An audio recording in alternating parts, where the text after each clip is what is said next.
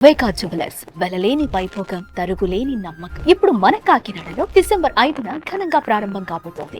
భావేన ముగ్ధ చపలేన విలోకనేన మన్మానసే కిమపి చాపలముద్వహంతం లోలేన లోచన రసాయన మీక్షణేన లీలాకిచోరముపగూహితుముత్సుకోస్మి. భాగవత కథాసుధ 6వ భాగంలోకి వచ్చాం. శ్రీకృష్ణ లీలలు వింటున్నాం. మద్ది చెట్ల రూపంలో ఉన్న నలకూబర మణిగ్రీవులిద్దరికీ ఎలా శాప విమోచనం జరిగిందో విన్నాం. తర్వాత కథలోకి వెళ్దాం. అయితే ఏమైందట, ధాన్యానికి పళ్ళమ్మే ఒక స్త్రీ వచ్చిందట. అంటే ఎంత ధాన్యం ఇస్తే అంత ఆ డబ్బా నిండా ఒక డబ్బా నిండా ధాన్యం ఇస్తే ఆ డబ్బాడు పళ్ళు ఇస్తుందన్నమాట. ఈ కృష్ణుడు ఆమెను గమనించి ఏం చేశాడట, చిన్న చిన్న చేతులతో దోశల నిండా పట్టి ధాన్యం పట్టుకొచ్చాట. ఆమె ఆ చేతులు చూసి మురిసి చోట పడిపోయింది. నల్లని చక్కని సౌందర్యవంతుడైన పిల్లవాడు, వాడి ఎర్రని చేతులు పైగా ముద్దుగా పట్టుకొచ్చి ఇవ్వటం, సంతోషపడి ఏం చేసిందట, పిల్లవాడి దోసిలి పట్టనన్ని పళ్ళు కృష్ణుడికి ఇచ్చిందట. కాసేపు అయ్యాక తల మీద ఉన్న గంప బరువులో తేడా తెలిసింది ఆమెకి. ఏమిటో గంప తేడాగా ఉందని చూస్తే అందులో కృష్ణుడు ఇచ్చిన 2 దోసెడు ధాన్యం లేదట. ధాన్యానికి బదులు గంప నిండా అమూల్యమైన రత్నాలున్నాయట. కృష్ణుడి పట్ల కొద్దిపాటి ప్రేమ ఆపేక్ష చూపించినందుకంటే ఆ మురిసిపోయినందుకు ఆమెకి అంత భాగ్యం కలిగిందట. కొన్నాళ్లకి ఇలా జరుగుతూ ఉండగా గోకులంలో పెద్దలందరూ సమావేశమయ్యారు. వాళ్ళందరిలో పెద్దవాడు ఉపనందుడు. ఈ నందునికి తండ్రో తాతో అయ్యుంటాడు బహుశా. ఈ ఉపనందుడు ఏమన్నాడంటే, ఎప్పుడు ఏం చేయాలి అంటే నందవ్రజంలో చేయవలసిన పనులు చేయకూడని పనులు ఏం చేయాలి అనేది నిర్ణయిస్తారు, కుల పెద్దలే మాట్లాడతారు అవన్నీ. ఆయన ఏమన్నాడు, మన నందుడికి లేక లేక ఒక కుమారుడు కలిగాడు. అతను పుట్టిన తర్వాత మన సంపద విపరీతంగా వృద్ధి చెందింది. ఆవులకి లేగదూడలు కవల పిల్లలు కూడా పుట్టినాయట. సంపద విపరీతంగా వృద్ధి చెందింది. పాలు పెరుగు వెన్న విపరీతంగా అమ్ముడవుతున్నాయి. మనకి ఇంత సంపద వృద్ధి చెందుతోంది, కానీ పిల్లవాడు పుట్టినప్పటి నుంచి మన చుట్టూతా ఉన్న మహారణ్యం నుంచి ఇంతకు ముందు ఎన్నడూ ఎరగని ఉత్పాతాలు కూడా కనపడుతున్నాయి. అన్నీ కృష్ణుడి మీదకే వస్తున్నాయి. రాక్షసమాయ చిత్రంగా అనిపిస్తోంది. ఈ జరిగేదంతా భయంగా ఉంది. ఈ పూతన వచ్చింది, ఓ పెద్ద బండి దానంతటదే ఎగిరిపోయింది. సుడిగాలు వచ్చి రాక్షసుడు పిల్లని తీసుకెళ్లి కింద పడేశాడు. అంతలో ఈ మహావృక్షాలు ఏమిటో విరిగి పడిపోయినాయి. మనకి తెలియని కారణాలు ఏవో ఉన్నాయి, వాటి వల్లే ఆపదలు వచ్చి పడుతున్నాయి. అదృష్టవశాత్తు ఆపదల వెనకాలే దైవానుగ్రహం కూడా మనతో ఉంది కాబట్టి పిల్లాన్ని కాపాడుతోంది. మనము కాపాడబడుతున్నాం. ఇంతవరకు పిల్లాడికి కృష్ణుడికి ఏం కాలేదు, మనం అదృష్టవంతులం. అయితే ప్రతిసారి కాలం మనకు అనుకూలంగా ఉండదు. అదృష్టం అన్ని వేళలా కలిసి రాదు. కాబట్టి జరగకూడదు ఏదైనా జరిగే వరకు ఇక్కడ వేచి ఉండొద్దు. మనం తక్షణం ఈ ప్రాంతాన్ని వదిలిపెట్టి ఈ అరణ్యానికి దూరంగా వెళ్ళిపోదాం. దూరంగా వెళ్దాం అనుకున్నారు. కొంత దూరంలో యమునా తీరంలో బృందావనం అనే అరణ్యం ఉంది. అక్కడ గోవులకి మంచి మేత దొరుకుతుంది. మీరందరూ అంగీకరిస్తే ఈ రోజే ఇవాళ్లే తట్టాబుట్టా సామాన్లు సర్దుకుని వెళ్ళిపోదాం అన్నాడు. పెద్దవాడు చెప్పాడు, ఉత్పాతాలు ఎలాగూ ఉన్నాయి, పిల్లాడు ప్రతిసారి రక్షించబడుతున్నాడు, ముందు ముందు ఎలాంటివి జరగబోతాయో. పైగా మన మహారాజు అంత మంచి పేరున్నవాడు కాదు, అది భయమే. అతనికి నరరూప రాక్షసులు లాంటి అనుచరులు ఉన్నారని కూడా వీళ్ళకి తెలుసు. పైకి మాట్లాడటల్లా, ఎందుకంటే రాజుకి వ్యతిరేకంగా ఏదైనా మాట్లాడితే వెంటనే ఇక్కడున్న వాళ్ళలో ఎవరో ఒకళ్ళు అక్కడికి ఉప్పందించే అవకాశం ఉంది. అతని గూఢచారులు అంటే రాక్షసులు చాలామంది గూఢచారులుగా పనిచేస్తారు. అవి ఏ పక్షుల రూపంలోనో జంతువుల రూపంలోనే నందవ్రజంలో తిరుగుతూ ఈ మాటలు నీ మీద ఎగనెస్ట్గా మాట్లాడుకుంటున్నారు. వ్యతిరేకం అంటే రాచరికానికి వ్యతిరేకంగా రాజద్రోహం జరుగుతుంది అని అంటే ఈ వ్రజం మీదకి అతను ఎట్లా వస్తాడో తెలియదు. అందుకని పైకి మాట్లాడకపోయినా అందరి మనసుల్లోనూ రాజు పట్ల భయం ఉంది. అతను మనిషి కాదన్న ఒక అనుమానం ఉంది. దాంతో ఏమనుకున్నారు, సరేనని ఒప్పుకున్నారు. తమ తమ వస్తువులు ఇళ్ళు వాకిళ్ళు అన్నీ సర్దేసుకున్నారు. అన్నీ బళ్ళకెత్తేశారు. అక్కడేమి మేడలు మిద్దెలు లేవు. అందరివి పెద్ద పెద్ద పాకలే, తాటాకుల ఇళ్ళే, అన్నీను పేడతోటి మట్టితోటి అలికిన గోడలే. అవి వదిలిపెట్టి ఇంకో చోట కట్టుకుంటారు. 4 రోజులు శ్రమ పడితే వాళ్ళ పని అయిపోతుంది. ప్రకృతికి దగ్గరగా ఉండే గృహాలు అంతే. అక్కడి నుంచి ఏం చేశారు, గోవులకి రక్షణ, బళ్ళకి రక్షణగా పురుషులంతా ధనుర్బాణాలు ధరించి తయారయ్యారు. అక్కడి నుంచి స్త్రీలు, చిన్నపిల్లలు, వృద్ధులు అందరూ బళ్ళకి ఎక్కారు. గోవులు మధ్యలో ఉంచుకున్నారు. అటు ఇటు మొత్తం చుట్టుపక్కలంతా బళ్ళుంచి ఆ బళ్ళ చుట్టూతా మగవాళ్ళు ధనుర్బాణాలు ధరించి రక్షణగా నడుస్తూ, అంటే అరణ్యంలో ఏ రకమైన ఉత్పాతము రాకుండా జాగ్రత్తగా బృందావనాన్ని చేరారు. అక్కడ బళ్ళని అర్ధచంద్రాకారంలో నిలబెట్టి అదే తాము నివసించబోయే గ్రామం అని నిశ్చయించుకున్నారు. బృందావనాన్ని, యమునా నదిని, యమునా నదీ తీరంలో ఉన్న గొప్ప గొప్ప చాలా పెద్దవైన సైకత తీరాలని అంటే ఇసుక తిన్నెల్ని, గోవర్ధన పర్వతాన్ని, సమీపంలోనే ఉన్న అందమైన అరణ్యాల్ని చూసి చాలా సంతోషించారు. బలరాముడికి కృష్ణుడికి మరీ ఆనందం. నీళ్లు కనపడితే పిల్లలకి అత్యధికమైన ఆనందంగా ఉంటుంది. లోపల అక్కడక్కడ చెరువులు ఉన్నాయి, చిన్న చిన్నవి మడుగులు లాంటివి. గోవులకి వాటికి నీళ్ళకి పచ్చికి ఏమీ ఇబ్బంది లేదు. పెద్ద గోవర్ధన పర్వతం ఉంది. పర్వతం నిండా చెట్లే. ఎంత వన్య సంపదో, చాలా ఆనందించారట. తర్వాత బృందావనంలో మెల్లిగా రోజులు ఇల్లు వాకిళ్ళు ఏర్పరచుకున్నారు. ఎవరి దారిని వాళ్ళు ఆనందంగా గడుస్తున్నాయి. బలరామకృష్ణులు పెరుగుతుంటే వాళ్ళకి తమ కులవృత్తి అయినటువంటి పశుపాలన్ని అలవాటు చేయాలని అనుకున్నారు. బలరాముడు వసుదేవుడి కుమారుడే గాని ఆయన ఎప్పటికి రాజ్యంలోకి వస్తాడో, ఎప్పుడు ఈ పిల్లాడికి రాజ్యం వస్తుందో తెలీదు. తమ పిల్లాడు ఎలాగో తమ పిల్లాడే కదా, తమకు పుట్టిన పిల్లవాడు తమ వృత్తే చెయ్యాలి.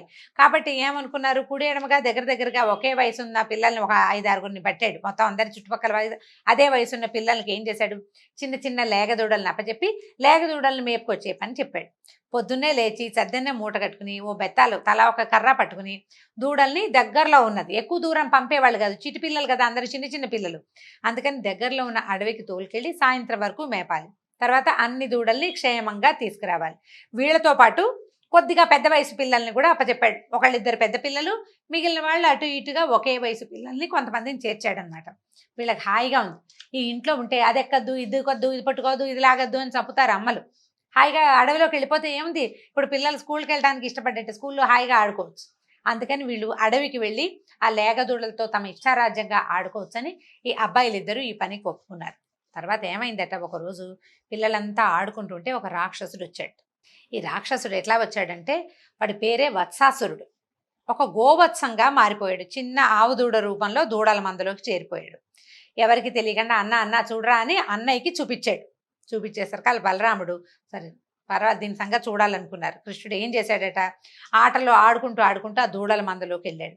వెళ్ళి ఏం చేశాడంటే, రెండు వెనక కాళ్ళు రెండు పట్టినట్టు ఈ దూడ చూడండి రా ఎంత బాగుందో అని అందరికీ చూపించాడు.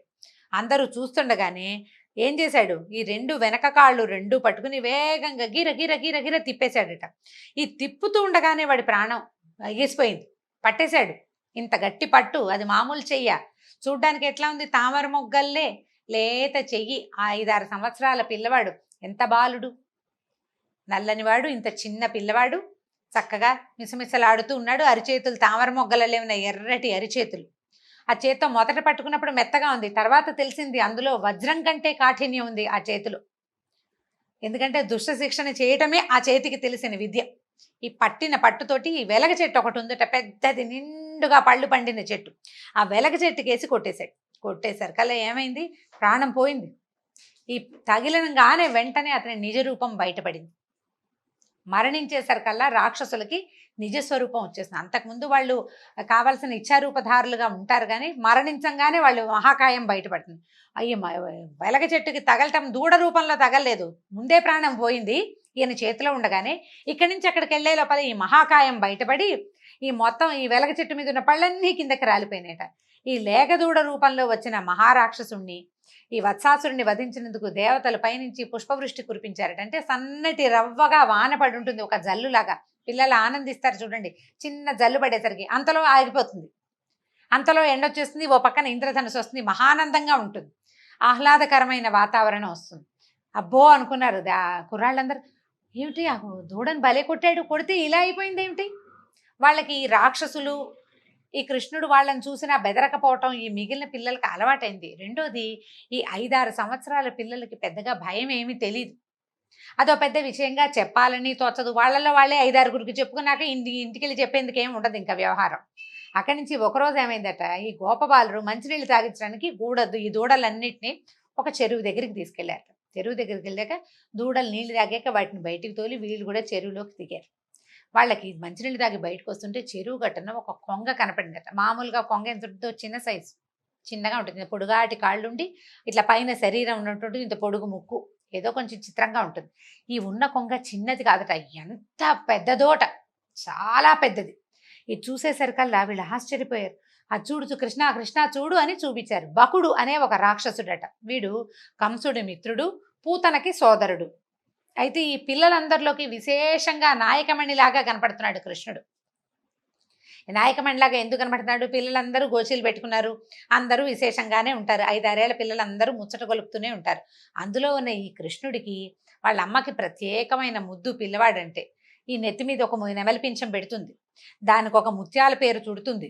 ఈ తర్వాత ఏమో నడువుకి పచ్చటి బట్టలు కడతారు. నల్లటి పిల్లాడు పచ్చటి బట్ట కట్టుకుంటే బాగా కనపడ్డు, చక్కగా కనిపిస్తాడు. అక్కడి నుంచి ఏం చేస్తాడు? ఇంత ఉప్పు పుయ్యి అని ఎంతసేపు మురళి ఊదే పని. అది ఊదటానికి ఇట్లా నడువులో దోపుకున్నాడు, ప్రత్యేకంగా కనపడుతున్నాడు. ఈ కనపడుతున్న పిల్లాడిని చూసి ఏం చేసిందట, అతనికి ఏమనిపించింది అంటే, ఒకవేళ కంసుడు వెతుకుతున్న పిల్లాడి వీడేనేమో, మిగిలిన పిల్లల కంటే భిన్నంగా ఉన్నాడు. పక్కనున్న పిల్లాడు భిన్నంగానే ఉన్నాడు, వాడు బంగారపు రంగులో మెరిసిపోతున్నాడు ఆ పిల్లడు. అయినా కూడా ఇతనేనేమో అని అనిపించి ఏం చేసిందట, గబగబా 4 అడుగుల్లో ముందుకు వచ్చేసి, సూదిగా ఉంటుంది కొంగ ముక్కు, ఎలా ఉంటుంది, ఇలా పొడుగ్గా ఉంటుంది, కొస షార్ప్గా ఉంటుంది, పదునుగా. ఈ ముక్కు తెరిచి కృష్ణుడిని మింగబోయిందట. మిగిలిన పిల్లలందరూ కేకలు పెట్టారట, అయ్యో అయ్యో కృష్ణ కృష్ణ అని. ఈ కంగారు పడే వాళ్ళు అరుస్తూనే ఉన్నారు. ఈ కాస్త ఇది మింగేసింది, పిల్లని లోపల లాగేసింది. ఈ నోట్లోకి వెళ్ళిపోయేసరికల్లా లోపల కణకణలాడే నిప్పు కణికని మింగినట్టు అనిపించేస్తుంట దానికి. మన పెద్దగా అరిచింది. అది అరవాలంటే దానికి నోరేది, ముక్కు నోరు ఒకటే కదా. మళ్ళీ ఈ ముక్కు ఓపెన్ అయిపోయింది. ఓపెన్ అయిపోయి ఏం చేసింది, వెనక్కి వదిలిపెట్టేసింది. ఈ మింగిన పిల్లాన్ని వెనక్కి వదిలేసింది. వదిలేసేసరికల్లా ఈ బయటకు వచ్చి నుంచున్నాడు. మిగిలిన వాళ్ళంతా కొంచెం కేరింతలు కొట్టారు, పిల్లలు వచ్చేసాడు కృష్ణుడని. తనంత గట్టిగా అంత పదునైన ముక్కుతో పట్టుకుని లాగినా కూడా ఏమీ కాకుండా వసివాడకుండా నిలబడిన కృష్ణుడిని చూస్తే కోపం వచ్చి ఏం చేశాడట ఈసారి, ఒక్క ఎగురుతోటి, అంటే అప్పుడు నడుస్తూ వచ్చింది కాస్త పైనుంచి కొంచెం పైకి ఎగిరి ఇట్లా ముక్కుతోటి నోటితోటి మింగడానికి మీదకి వచ్చిందట. వచ్చేసరికల్లా ఈ మీదకి రాగానే కృష్ణుడు ఏం చేశాడు, వెంటనే మెరుపులాగా కదిలాడట. ఈ రాక్షసుడి ముక్కుని ఇలా తెరుస్తుంది కదా, 2 భాగాల్ని పట్టేసుకున్నట్ట 2 చేతులతోటి ఒడుపుగా పట్టుకుని. అసలు మామూలుగా మహాబలవంతుడు బకుడు, చాలా బలమైన కొంగ అనమాట. ఇంతకు ముందు ఓసారి దొరికాడు, ఒకసారి వాడు నోట్లోకి వెళ్ళి బయటకు వచ్చేసాడు. ఇప్పుడు ఏం చేస్తాడో చూద్దామని పిల్లలంతా చూస్తారు, పిల్లలతో పాటు ఆకాశం నుంచి దేవతలు కూడా చూస్తున్నారట. ఇప్పుడు ఏం చేసి చంపుతాడో చూద్దామని ఈ రెండింటిని ఎలా చీల్చాడంటే, గడ్డి పరకని చీల్చినట్టు చీల్చేసాడట. ఆ ముక్కు తాలూకు 2 భాగాలు ఇట్లా ఉంటుంది, దొప్పలాగా ఇలా పడుతుంది కదా. ఈ పై భాగాన్ని దీన్ని పట్టుకున్నాడు, 2 చేతులతో పట్టుకుని ఇట్లా గడ్డి పరకని చీల్చినట్టు చీల్చేశాడు. ఈ ఒకసారి చీల్చేసరికల్లా ఈ భయంకరుడైన రాక్షసుడి వధని దేవతలు ఆనందంతో తిలకించారట. ఆకాశం నుంచి తప్పెట్లు మోగించిన శబ్దం వినపడిందట. నందనవనంలో విరిసిన మల్లెపూల వర్షం లాంటి వర్షం కురిసిందట. బాలురంతా కావలించుకున్నారట. అబ్బో భలే చేసావు, ఎంత బాగా చేసావని. అదేదో ఒక విపరీతమైన చర్యని, అదని పిల్లలకి ఏమి తెలుస్తుంది, పిల్లలకి తెలీదు. అది కాకుండా అపారమైన విష్ణుమాయలో మునిగి ఉన్నారు వాళ్ళు. దాన్ని ప్రత్యేకంగా ఇంటికెళ్ళి చెప్పాలని కూడా వాళ్ళకి తెలియదు. అందరూ దూడలను తోలుకుని ఇంటికి చెప్పారు. కొంతమంది పిల్లలు చెప్పారు, అక్కడ ఏదో వచ్చింది, ఒక రాక్షసుడు, ఒక కొంగ వచ్చింది మీదకి. రాక్షసుడు అని కాదు, ఒక కొంగ వచ్చింది, ఆ కొంగని కృష్ణుడు ముక్కు విరిచేశాడంటే అందరూ ఏమనుకున్నారంటే, అబ్బా పిల్లవాడికి మహా బలశాలి, ధైర్యం ఎక్కువ, భయం లేదు, ఎంత పనైనా చేస్తాడని. అసలే అతనంటే ప్రత్యేకమైన ప్రీతి పిల్లాడంటే. ఇంకా విశేషమైన ప్రేమతోటి ఎంత బాగానో మెచ్చుకున్నారట. గర్గాచార్యుల వారు మహాత్ముడు, ఋషివాకు ఎప్పుడు అసత్యం కాదు, ఆయన చెప్పాడు. ఈ బాలుడు ఎంత బాలుడు, కొండలంతేసి రాక్షసులను కూడా చంపేయగలుగుతున్నాడు, వాళ్ళు దాడి చేయటం ఏంటి, వీళ్ళు మరణించడం ఏమిటి, ఆయన చెప్పినట్టే జరుగుతోంది, అంత దైవలీల అని భావించాడు నందుడు. పిల్లాడికి మాత్రం నాయన జాగ్రత్త, బలరాముడికి ఎప్పుడూ తమ్ముడిని కనిపెట్టుకుని ఉండాలని బోధించేవాడు. నిరంతరం తమ్ముడు వెనకాలే ఉండాలి, తమ్ముడు వెనకాల కాదు, తమ్ముడు కింద ఉండేవాడు, ఎప్పుడూ వెనకుండటమే ఆయన పని, ఆయనకు రెండో పని లేదు పాపం. ఒకనాడు ఏమైందట, మిత్రులతో కలిసి అడవిలో గడపాలనిపించింది, ఆడుకుందాము, అందరం అడవిలోనే ఉందామని చెప్పాడు. చెప్పేసరికల్లా సరే వీళ్ళేమనుకున్నారు, సూర్యోదయం అవగానే మొత్తం ఉన్న బాలురంతా అక్కడ నందవ్రజంలో ఉన్న చిన్నపిల్లలంతా సద్ది మూటలు, వేణువులు, దూడల్ని అదిలించుకుంటూ బెత్తాలు పుచ్చుకుని అడవిలోకి చేరిపోయారు. జట్లు కట్టి ఆడుకున్నారు. కృష్ణుడు పరిగెడితే మిగిలిన వాళ్ళంతా పరిగెత్తి పట్టుకునేవాళ్ళు. కోతి పిల్లలు, అక్కడ కోతులు బోళ్ళను ఉన్నాయి, అడవిలో జంతువులు ఉండవు, వాటితోటి కూడా ఇష్టారాజ్యంగా ఆడుకున్నారు. ఎవరు ఏ ఆట ఆడితే ఆ ఆట ఆడేడట కృష్ణుడు. జ్ఞానులకి బ్రహ్మానందమై అనుభవంలోకి వచ్చేది, శరణాగతులైన భక్తులు పరదైతమని ఆరాధించేది, అజ్ఞానులకి కేవలం మానవ బాలుడిగా కనిపించేటువంటి శ్రీకృష్ణుడనే పరబ్రహ్మంతో అనేక జన్మల పుణ్యఫలంగా గోపాల బాలుడందరూ ఆడుకున్నారు. తమతోటి వాడే తమ వాడేనన్న భావంతో. భగవంతుడు అన్న భావన ఉంటే దూరం అయిపోతారు, ఆ భావన లేదక్కడ. మనవాడే మనతోటి వాడే. ఇక అట్లా పిచ్చాటలు పిల్లలు ఆడితే ఏముంది, చెట్లు ఎక్కుతారు, అవి ఎక్కుతారు, ఇవి ఎక్కుతారు, ఒకళ్ళ మీద ఉప్పెక్కుతారు, కృష్ణుడి మీద ఉప్పెక్కేవాడే ఒకడు, కృష్ణుడినే ఉప్పెక్కించుకునేవాడు ఇంకొకడు. పిచ్చి ఆటలు ఆడేసుకున్నారు, రోజంతా ఆడుకున్నారట. ఇంతలో అఘాసురుడైనే ఒక రాక్షసుడు వచ్చాడట. వాడు ఎంత భయంకరుడంటే వాడు అమృతం సేవించిన దేవతలకి కూడా వాడంటే భయమేనట. అయితే వీడు పూతనకి బకాసురుడికి సోదరుడు. పూతన నందవ్రజంలోనే మరణించిందని తెలుసు అతనికి. అయితే ఎప్పుడైతే ఇక్కడ జరిగింది, బకాసురుడు మరణించాడని వార్తుంది, నందవ్రజానికి వెళ్ళమని కంసుడు కూడా అతనికి చెప్పాడు. అంతమంది పిల్లలు ఆడుకుంటూ ఉంటే ఒళ్ళు మండిందట, కడుపు మండిందనమాట రాక్షసుడికి. మిగిలిన వాళ్ళకంటే ప్రత్యేకంగా ఉన్న కృష్ణుడు కనిపించాడు. సో నా సోదరుణ్ణి వీళ్ళిద్దరిని చంపినవాడు ఈ పిల్లాడే అయ్యుంటాడు. చనిపోయిన వాళ్ళ ప్రీతి కోసం వీళ్ళందరినీ ఒకేసారి మింగేస్తాననుకున్నాడు. చనిపోయిన రాక్షసులు ఇంకా కొంతమంది పోయారు. ఆ తృణావర్తుడు, శకటాసురుడు వీళ్ళంతా పోయారు. వాళ్ళ ప్రీతి కోసం ఏం చేశాడు, ఈ నోరంతా తెరిచి పెద్ద కొండ చిలువగా మారిపోయాడట. మొత్తం అడవంతా కొండ చిలువ శరీరమే ఉంది. నోరు తెరుచుకుని కూర్చున్నాడు. కూర్చునేసరికల్లా ఇది అది ఎంత పొడుగో, 2 క్రోసుల పొడుగుట, కొండంత లావు. పిల్లల దగ్గరికి వచ్చేసరికల్లా నోరు తెరిచింది. విశాలమైన రాజమార్గంలాగా కనపడుతుంది ఆ నోరు. పాము కదలకుండా ఉంది. అయితే వీళ్ళేమనుకున్నారు, అదేమిటో భలేగా ఉంది, అదేదో కొండగా భావించారు. అది సర్పం అని వాళ్ళకి అర్థం కాలేదు. ఏమనుకున్నారంటే ఇది నోరు తెరిచిన కొండ చిలువలాగా కనపడుతోంది, ఈ కొండ అని భావించారు. దాని పర్వతం అనుకున్నారు. సరే ఇంత పెద్ద పాము ఉంటుందా, ఇదేదో కొండలో ఏర్పడిన గుహ అని చెప్పి ఏమనుకున్నారు, ఈ పాము నాలిక బయటికి లోపలికి సన్నగా కదులుతూ ఉంటుంది. దాని గాలి విడుస్తుంటే ఏడుస్తోందట. వీళ్ళు ఏమనుకున్నారు, అడవిలో ఏదో కార్చిచ్చుంది, ఏ పక్కనో ఎక్కడి నుంచో వెచ్చటి గాలి తగులుతుందని భావించారు. చిన్నపిల్లలు వాళ్ళకి ఏం తెలుస్తుంది పాపం. సరే ఏమనుకున్నారు, ఈ గుహలా కనపడుతున్నటువంటి సర్పం నోట్లోకి వెళ్దామనిపించింది. మళ్ళీ అనుమానం వచ్చింది, ఒకవేళ గుహ కాకుండా ఇది నిజంగానే ఏ రాకాసి కొండ చిలువ అయితే ఏం చేద్దాం అని భావించి వాళ్ళలో ఒకడన్నట్ట, మనకేం భయం రా, రాకాసి పూతాన్ని చంపేశాడు, బకాసుడిని చంపేసిన కృష్ణుడు మనతోటి ఉంటే మనకేం భయం, మనకే భయం లేదనుకుని చూద్దామనుకున్నారు. అయితే వీళ్ళ ఆలోచనలు కృష్ణుడికి తెలుసు. వాళ్ళు ఎవరెవరు మనసుల్లో ఏమనుకుంటారో, మనసుల లోపల ఎవరున్నారు, వ్యక్తుల లోపల ఉన్నవాడే భగవంతుడు. మన లోపల పెరిగే దీపమే భగవంతుడు. మనం ఎవరికి చెప్పకపోయినా లోపల వాడికి తెలిసిపోతుంది. ఆయనకి తెలుసు కృష్ణమూర్తికి ఈ సంగతి ఏమిటి, వీళ్ళు ఏమేమి ఆలోచించుకుంటున్నారు అని. ఈ బాలుళ్ళకి రాక్షస మాయ తెలియట్లేదు, ఇది రాక్షసుడని అర్థం కాలేదు. వాళ్ళకి తెలిసిందేమిటి, కృష్ణుడు నాడు మనకేం భయం లేదు, ఒకవేళ ఏదైనా అయితే కృష్ణుడు చూసుకుంటాడు అని నిశ్చింతగా ఉండటమే వాళ్ళకి అదే తెలుసు. అంటే భగవంతుడు కూడా మనం భగవద్గీతలో వింటాం, అనన్యాశ్చింతయంతో మాం ఏ జనా పర్యుపాసతే తేషాం నిత్యాభియుక్తానాం యోగక్షేమం వహామ్యహం అన్నాడు. అంటే నన్నే నమ్ము, నన్ను నమ్మండి, నన్ను ఎవడైతే నమ్ముతాడో, వేరే చింత లేక నన్ను నమ్మేవాడికి వాడి యోగక్షేమాలు నేను తప్పకుండా చూస్తానన్నాడు. భగవద్గీత పెద్దవాడయ్యాక కురుక్షేత్రంలో చెప్పాడు. కానీ ఈ పసిబాలుడందరికీ కృష్ణుడున్నాడు, మనకి వీడే దిక్కని భావించారు. అతను ఉన్నాడు, ఆయనే చూసుకుంటాడని ఆ కొండలాగా కనపడుతున్నటువంటి సర్పం నోట్లోకి ప్రవేశించేశారు. వాళ్ళందరూ వెళ్తున్నారు ఒక్కొక్కళ్ళు లోపలికి. వీళ్ళేం చేశారు, దూడలతో సహా లోపలికి వెళ్ళడం మొదలుపెట్టారు. వాళ్ళందరినీ మింగేయాలనుంది వాడికి, కానీ బయట నుంచున్న కృష్ణుడు రావటం లేదు. కృష్ణుడు రావటం లేదని చూస్తున్నాడు. చిట్ట చివరికి అందరూ వెళ్ళాక కృష్ణుడు ప్రవేశించాడు. సరే లోపలికి వెళ్ళేసరికల్లా, లోపలికి వెళ్ళంగానే కృష్ణుడి ఉద్దేశం ఏంటంటే, నా పైన నమ్మకం ఉంచిన వీళ్ళకి ఏమీ అవ్వకూడదు, నా కోసమని ఈ నోరు తెచ్చి వీళ్ళందరినీ మింగడానికి చూస్తున్నవాడు బతికుండకూడదు. రెండూ జరగాలంటే ఏం చేయాలి అని అనుకుని వాళ్ళందరినీ వెళ్ళనిచ్చి చిట్ట చివరిగా లోపలికి వెళ్ళాడు. ఈ లోపలికి వెళ్ళేసరికల్లా తన వ్యూహం ఫలించింది. తనకు కావలసిన కృష్ణుడు తన నోట్లోకి వచ్చేసాడని ఈ అఘాసురుడు నోరు మూసేసి మింగేపోయాడు. కానీ ఈ గొంతు నోరు మూసే చోట నిలబడిన కృష్ణుడు శరీరాన్ని పెంచడం మొదలుపెట్టాడు. ఈయన పెరుగుతూ ఉంటే గాలి ఆడదు, అది కొంచెం అట్లా అట్లా అట్లా కదులుతూ ఉండాలి. కదిలే అవకాశం ఏది, శరీరం పెరిగిపోతోంది. భూమి ఆకాశాలు ఆక్రమించగలిగిన పాదాలు కలిగిన స్వామి, ఆయన ఎంత పెంచగలడు శరీరాన్ని. పెరుగుతూ ఉండేసరికల్లా గాలి లేదు, కనుగుడ్లు బయటకు వచ్చేసినాయట. గాలి ఆడక పాముకి ఇంకా పెరిగాడు, శరీరం సాగిపోయింది. శరీరం లోపల ఉండిపోయిన వాయువు వాడి శిరస్సును చీల్చుకుని బయటకు వచ్చి ఢామ్ అని పేలిందట ఈ సర్పం పెద్ద శబ్దంతో. ఆ అఘాసురుడు మరణించాడు. సర్పం ఉదరం నుంచి వెలువడే విషద్రవాల ప్రభావం వల్ల గోపబాలుడికి వీళ్ళకి ప్రాణం పోయిందండి. క్షణంలో కన్నుమూసేశారు. దూడలు, శిశువులు సమస్తమైన వాళ్ళు నా విషానికి.